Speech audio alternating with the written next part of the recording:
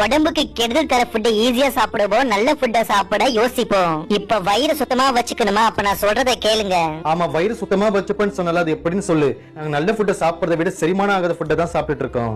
பால முந்திரி ஊற வச்சு வெறும் வயித்துல குடிச்சிட்டு வாங்க, கெட்ட கழிவெல்லாம் வெளியேறிடும். செரிமானம் பிரச்சனை, மலச்சிக்கலை சரி பண்ணுவேன். ஃபாஸ்ட் ஃபுட்டை சாப்பிடாமலே இருந்தாலே போதும், ஒரு நோய் கிட்ட வராது. அதுக்கு முன்னாடி நம்ம ஐடியா ஃபாலோ பண்ணுங்க. முந்திரிய வாயில போட்டு மெல்லுங்க.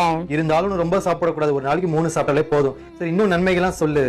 வெள்ள முடி வராம தடுப்பேன், எலும்புகளை வலுவா வச்சுப்பேன், ரத்த அழுத்தம் சீராக இருக்கும், கெட்ட கொழுப்புங்களை ஒழிப்பேன், நோய் எதிர்ப்பு சக்தியை கொடுப்பேன், உங்க தசைகளை வலுவாக்குவேன். நான் நல்ல கொழுப்புங்களை மட்டும் தான் கொடுப்பேன், குடல் புற்றுநோய் வராம தடுப்பேன். வெள்ள முடி வராம தடுப்புன்னு சொன்ன பாத்தியா? அதுக்காகவே எல்லாரும் ஒண்ணு சாப்பிடுவாங்க. இந்த வீடியோக்கு நிறைய பேர் லைக் பண்ணீங்கன்னா நிறைய பேருக்கு போய் சேரும்.